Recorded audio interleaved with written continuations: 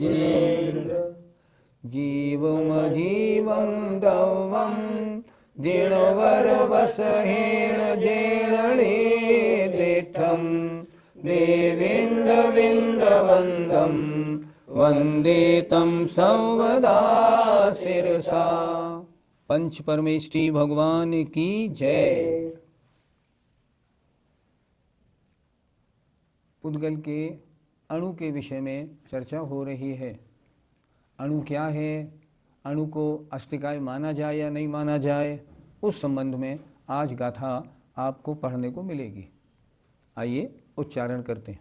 एय पदेशो विअणु, एय पदेशो विअणु, राणाखंड पदेश दोहोदी, राणाखंड पदेश दोहोदी, बहुदेशो उभयारा, बहुदेशो उभयारा, तेन एकाओ भणन्ति सवर्णो, तेन एकाओ भणन्ति सवर्णो। प्रश्न है, ये गाथा आचार्य ने क्यों लिखी? उत्थानिका क्या है? उत्थानिका ये है, हमने माना कि जीव द्रव्य, धर्म अधर्म, आकाश द्रव्य को आपने अस्थिकाय कह दिया, लेकिन पुद्गल द्रव्य तो परमाणु है, फिर परमाणु को आपने अस्थिकाय क्यों कहा? उसको भी आप काल द्रव्य की तरह अस्थिकाय से निकाल देते। तो आचार्य ने ये गाथा लिखी, देखें जरा। एय पदेशो विअणु, एक प्रदेशी होते हुए भी जो अणु है, राणा माने अनेक प्रकार के स्कंद प्रदेश वाला हो जाता है, अर्थात और अणुओं से जुड़ के 2 प्रदेशी, 4 प्रदेशी, असंख्यात प्रदेशी हो जाता है। एक प्रदेशी अणु भी अनेक प्रकार के स्कंद प्रदेश वाला हो जाता है। कैसा हो जाता है? बहुदेशो, बहुप्रदेशी हो जाता है। इसलिए उभयारा उपचार से सवर्णु सर्वज्ञ देव ने तेण माने इसलिए, इस कारण से काओ भणंती, उसको काय कहा है। सर्वज्ञ देव कहते हैं अणु अन्य अणुओं के साथ मिलके बहुप्रदेशी स्कंद रूप हो जाता है, इसलिए इसको हमने उपचार से अस्थिकाय कह दिया है। फिर देखें एक बार, एक प्रदेशी होते हुए भी अणु अनेक प्रकार के स्कंद प्रदेश वाला होता है, इसलिए बहुदेशो उभयारा, सवर्णु सर्वज्ञ देव ने तेण माने इस कारण से, उपचार से, बहुप्रदेशी होने से उसे काय कहा है। सर्वज्ञ देव कहते हैं यद्यपि ये एक प्रदेशी है, लेकिन बहुत से अन्य परमाणुओं के साथ मिलके एक नई, एक स्कंद पर्याय को प्राप्त हो जाता है, इसलिए एक प्रदेशी होते हुए भी हमने उपचार से इसको काय कहा है, ऐसा सर्वज्ञ देव कहते हैं। पंडित जी, परमाणु का आकार कैसा होता है? आचार्यों के इस संबंध में 2 मत मिलते हैं। कुछ आचार्य कहते हैं परमाणु गोल होता है, कोई आचार्य कहते हैं परमाणु षटकोण 6 पैल वाला होता है। अब इन दोनों में अगर थोड़ी युक्ति लगाएं तो अगर गोल होता है परमाणु का आकार और परमाणु से परमाणु जुड़ेगा तो गोल से गोल जुड़ने से बीच में खाली जगह रह जाएगी। लेकिन अगर षटकोण परमाणु है और वो षटकोण परमाणु से जुड़ेगा तो कोई स्थान नहीं छूटेगा। इसलिए देखा जाए, विद्वान लोग ऐसा कहते हैं कि युक्ति से तो परमाणु का आकार चौकोर अर्थात 6 पैल वाला होना चाहिए, 4 और ऊपर नीचे 6 पैल वाला होना चाहिए। 6 पैल वाला होता है तो एक से एक जुड़ेगा तो वो बिल्कुल छिद्र रहित अवस्था बन जाएगी। इसलिए परमाणु का आकार 6 पैल मानना युक्ति संगत प्रतीत होता है, यद्यपि आचार्यों के 2 प्रमाण हैं। पंडित जी, परमाणु क्या हमेशा शुद्ध ही होता है या अशुद्ध भी होता है? कोई वस्तु जब तक अकेली रहती है तब तक शुद्ध रहती है। हमारी आत्मा जब तक आत्मा रूप में है, मान लो जैसे सिद्ध भगवान की, शुद्ध है। कर्म से दूसरी चीज़ से जुड़ी तो अशुद्ध हो जाती है। इसी तरह जब तक परमाणु अकेला है तब तक शुद्ध है, अगर वो अन्य एक परमाणु से भी जुड़ता है ना तो अशुद्ध हो जाता है। इसलिए काल द्रव्य के अणु तो अन्य अणु से नहीं जुड़ते, इसलिए वो कभी अशुद्ध नहीं होते, हमेशा शुद्ध रहते, उनमें अशुद्धि नहीं होती। और देखो, काल द्रव्य, धर्म द्रव्य, अधर्म द्रव्य और आकाश द्रव्य में अशुद्धि होती ही नहीं। अशुद्धि केवल दो ही में होती है, जीव में और पुद्गल में। पुद्गल का परमाणु अन्य परमाणु से जुड़ा और अशुद्ध हो जाता है और एक नई पर्याय को जन्म देता है, स्कंध। स्कंध क्या है? ये पुद्गल की अशुद्ध पर्याय है, परमाणु पुद्गल की शुद्ध पर्याय। पंडित जी, परमाणु कितने प्रकार के होते हैं? आचार्यों ने परमाणु के दो भेद किए हैं, एक कार्य परमाणु, एक कारण परमाणु। कोई स्कंध है, उसको तोड़ा, तोड़ने से जो परमाणु बना वो कार्य परमाणु, और दो परमाणु मिलने से जो स्कंध बना, फिर देखो, दो परमाणु मिलने से जो स्कंध बना तो वो कारण परमाणु। फिर देखना, स्कंध टूटा और परमाणु बना, ये कार्य परमाणु। और दो स्कंध जुड़े, स्कंद ने किसी के साथ जुड़ के स्कंध, परमाणु ने किसी के साथ जुड़ के स्कंध बनाया, वो कारण परमाणु। इस तरह परमाणु के दो भेद आचार्यों ने किए। कौन से पुद्गल का स्कंद कितना प्रदेशी है, यह हमें कैसे ज्ञात होता है? ये हमारे ज्ञान का विषय नहीं, क्योंकि अनंत पुद्गल परमाणु मिले और जो अनंत अणु वर्गणा मिले वो भी हमारे ज्ञान का विषय नहीं होती। हमारा ज्ञान तो बहुत स्थूल है। प्रश्न, अणु का ज्ञान किनको होता है? आचार्यों ने लिखा है, जो सर्वावधि अवधिज्ञानी हैं वे अणु को जानते हैं। देशावधि वाले नहीं जानते, परमावधि वाले भी नहीं जानते, सर्वावधि वाले जानते हैं। कुछ आचार्य तो ये कहते हैं, जैसे उमा स्वामी महाराज और उनके टीकाकारों के अनुसार अणु का ज्ञान अवधिज्ञानियों को भी नहीं होता। ये तो बड़ी छोटा है ना, इसके लिए बहुत उत्कृष्ट ज्ञान चाहिए। तो अणु, कौन अणु कितने प्रदेशी है, ये हमारे ज्ञान का विषय नहीं। कदाचित सर्वावधि अवधिज्ञान, विपुलमति मनपर्य ज्ञानी और केवल ज्ञानी इसको जानते हैं। अब प्रश्न, कौन सा स्कंद है कितने प्रदेशी? प्रश्न ये है, ये जो स्कंद बना ये कितने परमाणुओं से मिलके बना? मान लो 10,000 परमाणुओं से मिलके एक स्कंद बना, तो वो स्कंद क्या कहलाएगा? 10,000 प्रदेशी। ठीक है।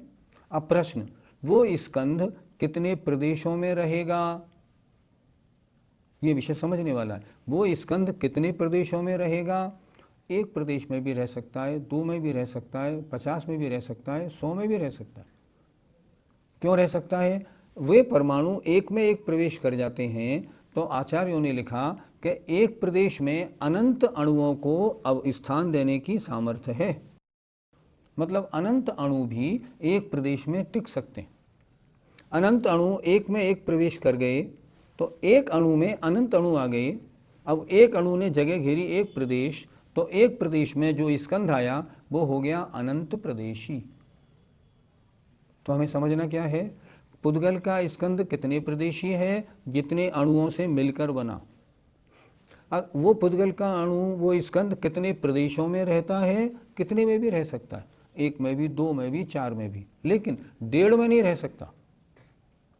क्यों? पुद्गल का जो प्रदेश है ना, अविभागीय है। प्रदेश का आप विभाजन नहीं कर सकते। कैसे विभाजन करेंगे? इसलिए कोई भी स्कंद 1, 2, 3, 4 प्रदेशों में रह सकता है, लेकिन 1.5, 2.5, 3.5 प्रदेशों में नहीं रहता। ऐसा लगाना चाहिए। पंडित जी, जो परमाणु होते हैं तो उनकी उत्पत्ति कैसे होती है? तत्वार सूत्र का एक सूत्र है, भेदादणु, अर्थात भेदात, भेद से अणु की उत्पत्ति होती है। अर्थात एक स्कंद को तोड़ें, तोड़ते तोड़ते तोड़ते तोड़ते जब अंतिम हिस्सा बनता है, उससे अणु की उत्पत्ति होती है। कभी जुड़ने से अणु की उत्पत्ति नहीं होती, जुड़ने से स्कंद की उत्पत्ति होती है, और टूटने से अणु की उत्पत्ति होती है। इसलिए अणु की उत्पत्ति कैसे होती है? भेदात, स्कंद के भेद करते करते करते करते उस पुद्गल का जो अंतिम अविभागी हिस्सा बचा, ये अब और नहीं टूट सकता, इसका नाम अणु है। ऐसा लगा। पंडित जी, अणु और परमाणु में क्या अंतर है? आचार्यों ने अणु और परमाणु की एक ही परिभाषा दी है। जैन शास्त्रों के अनुसार अणु और परमाणु 2 तरह के नहीं होते, दोनों शब्द पर्यायवाची हैं।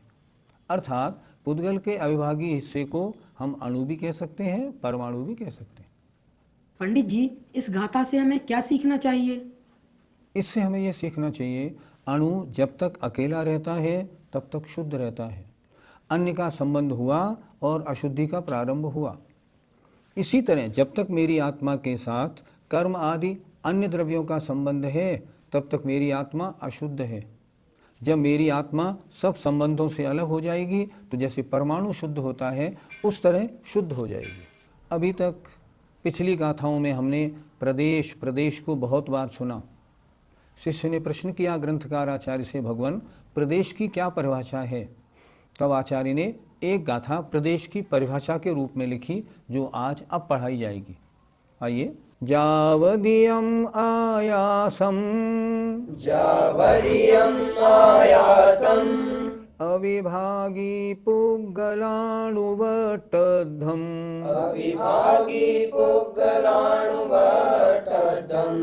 तम खुपदेशम जाने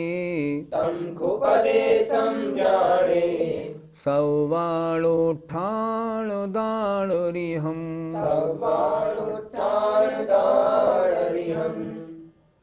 प्रदेश क्या है? ये क्षेत्र की इकाई है, एरिया, स्थान। जितना स्थान एक परमाणु रोकता है उतने स्थान को कहते हैं एक प्रदेश। आइए गाथा देखें। जावदियम जितना, आयासम आकाश को, जितने आकाश को एक अविभागी पुद्गल का अणु वट्टद्धम रोकता है। फिर देखें, जावदियम आयासम जितना आकाश एक अविभागी पुद्गल परमाणु पुद्गल अणु और वट्टद्धम पुद्गल के अणु के द्वारा रोका जाता है, तब माने उसे, खू माने निश्चय से, पदेशम प्रदेश जानना चाहिए। वह प्रदेश कैसा होता है? समस्त अणुओं को, देखें कितने इसमें शब्द दिए हैं, सव, अणु, ठाण, दान, रियम, 5 शब्द हैं इसमें। समस्त, सब माने समस्त अणुओं को स्थान देने में समर्थ है। नीचे वाली पंक्ति अच्छी तरह देखें। सव समस्त, अणु माने अणुओं को, ठाण माने स्थान, दान माने देने में समर्थ होता है। एक प्रदेश में जितने भी अनंतानंत अणु हैं पूरे संसार में, सब भी आ जाएं तो एक अणु में समा सकते हैं। कारण एक अणु में दूसरा अणु प्रवेश कर जाता है और प्रदेश में अवगाहन शक्ति आकाश में है, इसलिए कोई आपत्ति नहीं पड़ती। पंडित जी, आकाश के एक छोटे से हिस्से पर कितने द्रव्य रह सकते हैं? हम अंगुल का असंख्यात्मा भाग, समझो सुई की नोक से भी छोटा, इतना आकाश ले लें। इस आकाश में अनंतानंत तो निगोदिया रह सकते हैं, क्योंकि एक साधारण शरीर इससे भी छोटा होता है। इतना ही बड़ा कहा है शास्त्रों में। और प्रत्येक जीव के साथ अनंतानंत अनंतानंत कर्म परमाणु और हैं, वो भी उसमें रह सकते हैं। तीसरी बात, असंख्यात काल द्रव्य के अणु भी उतने स्थान में रह सकते हैं। एक उतने आकाश के छोटे हिस्से में ये द्रव्य कैसे रह सकते हैं? अवगाहन शक्ति के कारण, एक दूसरे को स्थान देने के कारण। अब यहाँ कितने द्रव्य हैं? 6 द्रव्य हैं, लेकिन आपस में टकरा तो कोई नहीं रहे। धर्म द्रव्य भी हैं, अधर्म भी हैं, आकाश भी है, काल भी है, जीव भी है, पुद्गल भी है, लेकिन टकराहट तो नहीं हो रही।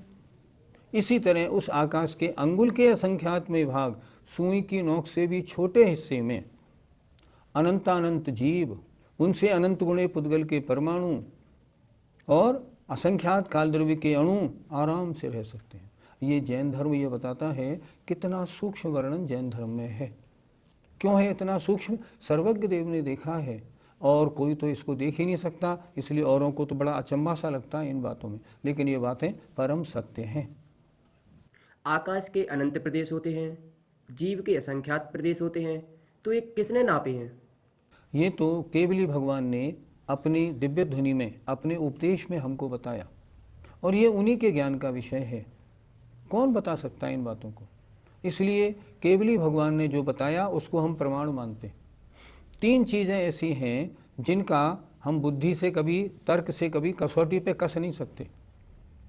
जो विषय बड़ा सूक्ष्म है, जैसे ये अनंत परमाणु, अनंतानंत जीव, निगोदिया जीव आदि का, ये हमारे ज्ञान का विषय नहीं। जो भूतकालीन है, भगवान ऋषभदेव हुए, उनके बाहुबली स्वामी हुए, भरत हुए, ये हमारे ज्ञान का विषय नहीं। कोई ज्योतिषी या कोई भी हो नहीं जान सकता, वो तो केवली भगवान ने बताया, आचार्यों ने शास्त्रों में लिखा, उससे हम जान लेते हैं। तीसरी बात, दूरवर्ती, जैसे नंदीश्वर दीप 8वां है, हमारे ज्ञान का विषय नहीं। तो जहाँ ये तीन चीज़ें आए ना, सूक्ष्म, दूरवर्ती और भूतकालीन, आगम से प्रमाण करना चाहिए। क्यों करना चाहिए? कि इन महान ऋषिराजों ने कोई भी बात गलत नहीं लिखी। कोई भी बात व्यवहार में, चारित्र में और सारी बातों में इनकी कोई बात जब नहीं कटती तो ये बात क्यों गलत लिखेंगे? नहीं लिख सकते। ये तो महान आचार्यों के लिखे हुए ग्रंथ हैं। इसलिए ये किसने प्रदेश नापे? किसी ने नहीं। ये तो जैसे भगवान के उपदेश में आए, गणधर देव ने अंग पूर्वों में लिखे, हमारे पास आए, हम पढ़ते हैं और श्रद्धा से स्वीकार करते हैं। पंडित जी, क्या हम किसी अणु को उत्पन्न कर सकते हैं? नहीं, हमें इतनी शक्ति नहीं। कैसी मशीन लगा लें, कितनी बड़ी चक्की लगा लें, कितना बड़ा कुछ भी लगा लें, अणु की उत्पत्ति हमारे द्वारा नहीं हो सकती। हमारे द्वारा जो महीन से महीन, मैंने बताया था ना, अगर मैदा भी पीसेंगे तो मैदा का जो हर कण है वो भी अनंत प्रदेशी है। इसलिए हमारे द्वारा अणु की उत्पत्ति संभव नहीं। जो पुद्गल की वर्गणा हैं वो बहुत प्रकार की हैं, तो क्या फिर भाषा वर्गणा मनोवर्गणा बन सकती है क्या? क्यों नहीं बन सकती? हैं तो पुद्गल की वर्गणाएं। जैसे आहार वर्गणा से तेजस वर्गणा में परमाणु ज़्यादा, तेजस वर्गणा से भाषा में ज़्यादा, भाषा से मनोवर्गणा में ज़्यादा, मनोवर्गणा से कार्बन वर्गणा में और परमाणु ज़्यादा होते हैं। अब मान लो कार्बन वर्गणा में से कुछ परमाणु निकल जाएं तो वो मनोवर्गणा बन जाती है। मनोवर्गणा में से कुछ परमाणु निकल जाएं तो भाषा वर्गणा बन जाती है। भाषा वर्गणा में से कुछ परमाणु निकल जाएं तो तेजस वर्गणा बन जाती है। इस तरह ये वर्गणाएं चेंज होती हैं, इनमें कोई आपत्ति नहीं, आगम सम्मत है ये प्रसंग। पंडित जी, नापने का काम अणु से ही क्यों किया? और किसी से भी तो हो सकता है। हमेशा जब नापा जाता है ना तो इकाई, छोटी इकाई से ही नापा जाता है। अब सबसे छोटा अणु, अब इससे छोटा स्थान कोई घेर नहीं सकता, और जब स्थान की, इकाई की कोई बात चली है तो अणु से करनी पड़ेगी। अब जैसे मान लो, अब टाइम, काल, समय की बात करें, समय का सबसे छोटा हिस्सा समय, तो हम समय, असंख्यात समय, एक समय, दो समय, हम समय से ही तो चलेंगे। अब भाव, आत्मा के परिणाम, जब परिणामों की चर्चा होगी ना तो हम कैसे चलेंगे? हम उसके अविभागी प्रतिच्छेदों के अनुसार चलेंगे। क्यों? अविभागी प्रतिच्छेद से और छोटा भाव हो ही नहीं सकता। और जब द्रव्य का नाप लेके चलेंगे सबसे छोटा, तो हम अणु को लेके चलेंगे ही चलेंगे। इस तरह क्षेत्र की इकाई बनानी थी तो सबसे छोटा अणु, अणु ने कितनी जगह घेरा, उसको उन्होंने एक प्रदेश बना दिया। इसके अलावा और कोई मार्ग था भी नहीं। आज द्रव्य संग्रह का पहला अधिकार पूरा हो गया। इस पहले अधिकार में हमने क्या पढ़ा? द्रव्य कुछ जीव हैं और कुछ अजीव हैं। जीव द्रव्य के बारे में तो हमने शुरू की जो 12-14 गाथाएं पढ़ी वो बहुत ही अच्छी थीं कि जीव को कैसे समझा जाए। तो आचार्य ने 14वीं गाथा तक उनका वर्णन किया। उसके बाद फिर अजीव द्रव्यों का वर्णन किया। पुद्गल, धर्म, अधर्म, आकाश और काल, इन सब का स्वरूप बताया। फिर ये कितने प्रदेशी हैं ये बताया। फिर उसमें अणु और स्कंध की चर्चा की। पुद्गल की पर्यायों की भी बात हुई, प्रदेश की भी परिभाषा उन्होंने बताई, और उन्होंने इस तरह जीव और अजीव द्रव्यों के अनुसार पहले 27 गाथा वाले प्रथम अधिकार को पूरा कर दिया। इस तरह द्रव्य संग्रह का पहला अधिकार हुआ, और इसमें आपको जीव द्रव्य और अजीव द्रव्यों के बारे में बहुत अच्छा परिचय मिला। अब आगे की जो गाथा हैं उसमें क्या होगा? जीव और अजीव के जो विशेष हैं, जीव और अजीव मिलते हैं तब कौन कौन सी पर्याय उत्पन्न होती हैं। जीव और अजीव के जो विशेष हैं, आश्रव, बंध, संवर, निर्जरा, मोक्ष, पाप और पुण्य, अब अगली 11 गाथाओं में इनकी चर्चा होगी। आपको अच्छी लगेगी। हम जानते हैं प्राकृत थोड़ी सी कड़ी होती है, लेकिन थोड़ा मन लगाएं तो सच बताएं आपको सरल लगा कि नहीं लगा? बिल्कुल सरल लगा। और अगर आपने द्रव्य संग्रह को अच्छी तरह पढ़ लिया तो आचार्य कुंद का साहित्य अब आप आराम से पढ़ पाएंगे, कोई दिक्कत नहीं होगी। हमें उम्मीद है आपका मन लगेगा। हमारी मेहनत सफल, आपका देखना भी सफल। जय जिनेन्द्र।